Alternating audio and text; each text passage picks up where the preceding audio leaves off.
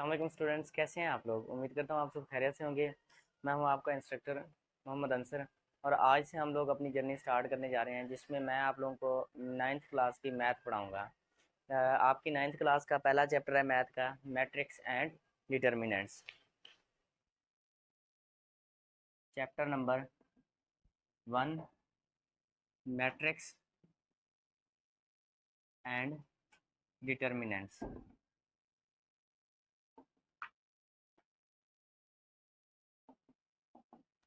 आज के लेक्चर में सिंपली हम सिर्फ मैट्रिक्स को डिस्कस करेंगे।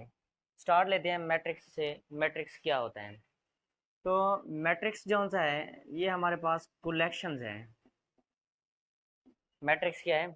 कलेक्शंस। किस चीज़ की? नंबर्स की। मैट्रिक्स बेसिकली क्या है? कलेक्शन है नंबर्स की। अब ये ज़रूरी नहीं है कि हमने नंबर्स को कलेक्ट कर लिया तो वो मैट्रिक्स बन गया। इसके लिए एक कंडीशन है, और वो ये है कि हम ये जो कलेक्शंस ऑफ नंबर्स हैं, इनको हम ब्रैकेट के अंदर बंद कर देते हैं। और ब्रैकेट कौन सी? बड़ी ब्रैकेट।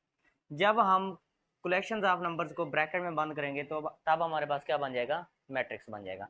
अब इसके एग्जांपल एक लेते हैं। फॉर एग्जांपल, मेरे पास ए मैट्रिक्स है और वो मेरे पास 2 3 4 5 के इक्वल है। अब ये एक कलेक्शन है एक तरह का, लेकिन अभी ये मैट्रिक्स नहीं है। क्यों? क्योंकि मैंने इनको एक ब्रैकेट के अंदर क्लोज नहीं किया। तो जब मैं इसको एक ब्रैकेट में क्लोज कर दूंगा, अब ये मेरे पास क्या बन गया? मैट्रिक्स बन गया। तो अब हम इस मैट्रिक्स के अंदर नंबर ऑफ रोज और कॉलम्स को डिस्कस कर लेते हैं। स्टूडेंट्स, ये रोज और कॉलम्स किसी भी मैट्रिक्स के लिए ये ज़रूरी होते हैं। अगर आपको रोज और कॉलम्स का पता होगा तभी आप मैट्रिक्स की टाइप्स को डिस्कस कर सकते हैं।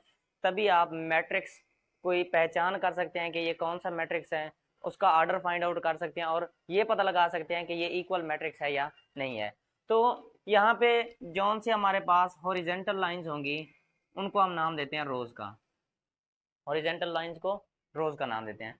जबकि दूसरी तरफ से जो वर्टिकल लाइंस होती हैं, उनको हम कॉलम्स का नाम देते हैं। ठीक है ना?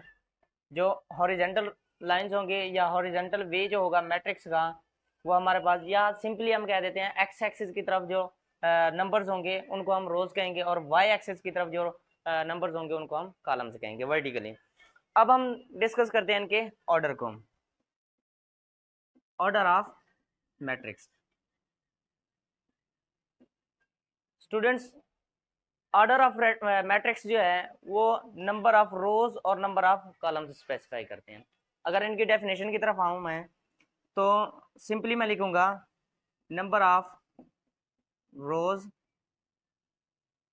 And number of columns discuss their order.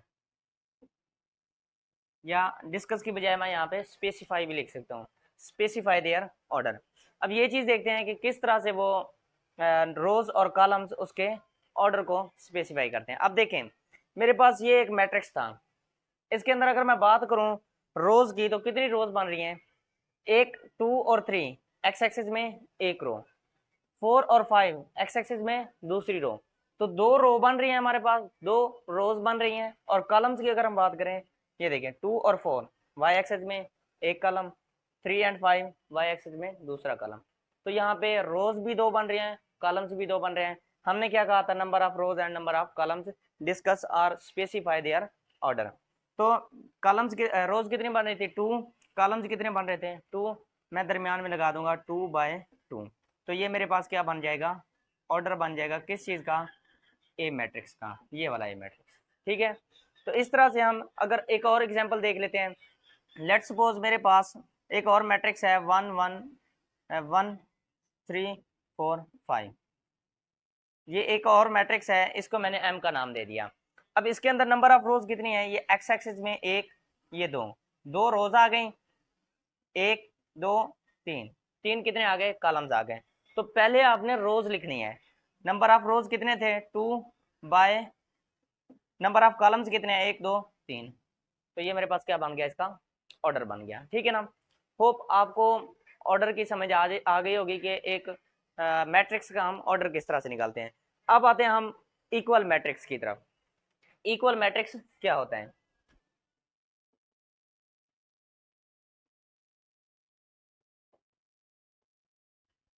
Equal matrix जो है इसके लिए दो कंडीशंस हैं। नंबर वन ये है कि इसके अंदर जो नंबर ऑफ रोज हों वो नंबर ऑफ कॉलम्स के इक्वल आने चाहिए। दो कंडीशंस हैं। Number one, number of rows equal to number of columns, और दूसरी कंडीशन ये है इनकी जो कोरेस्पॉन्डिंग वैल्यूज हैं वो भी क्या होनी चाहिए, सेम होनी चाहिए, तभी हमारे पास ये क्या आएगा, इक्वल मैट्रिक्स आएगा। ठीक है, कौन सी दो कंडीशन है, नंबर ऑफ रोज और नंबर ऑफ कॉलम्स ये इक्वल होने चाहिए। जैसे ये मैट्रिक्स था हमारे पास, 2 रोज थी और 2 कॉलम्स थे, तो ये मेरे पास क्या बन गया, इक्वल मैट्रिक्स। कोई भी एक कंडीशन यहाँ से फुलफिल हो रही होगी।